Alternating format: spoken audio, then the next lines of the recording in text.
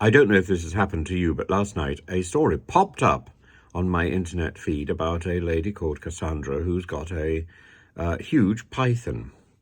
And she takes this python to bed every night, and she's very reassured by the way the python wraps itself around her body.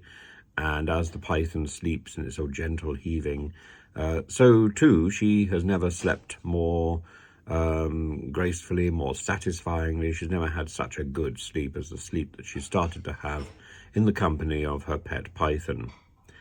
And she wakes up in the morning, he's looking into her eyes.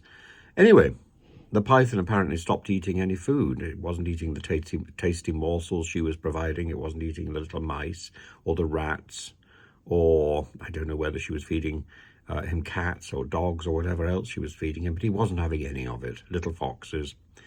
And so she took the python to the vet, and the vet, for some reason, went through some x-rays. I don't understand what the x-rays had to do with it, and said, well, the python isn't eating because he's preparing for his next meal. Oh, what's that? Says Cassandra.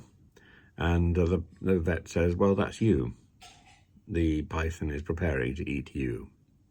And so Cassandra has a loving goodbye with the python, kisses him, and the python is taken off to a zoo or somewhere else. Now, when I got up this morning and I thought, oh, this is such an interesting story. I have to talk about the python. His name is Reggie. And I couldn't find anything about the python on the internet. It was all gone. And so I searched and searched, and then I discovered, actually, there's a myriad stories of the python, sometimes called Reggie, sometimes called Roger, Ronald. And some of these stories go back to the Middle Ages. So I did eventually find the story that had popped up last night.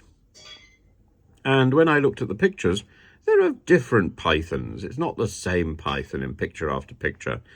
The whole thing is extraordinary. And I do find it so frustrating when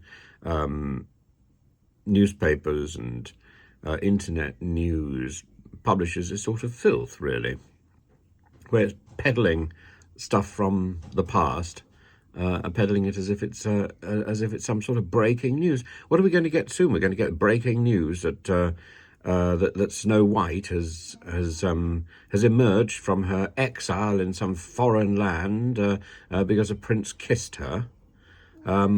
But enough, really, of Prince Harry and Meghan. And oh, look there. Now that's my alternative to a python. But Bay does his thing. And I don't think he's proposing to eat me. But who knows? Who knows? Intensely groom, but not eat.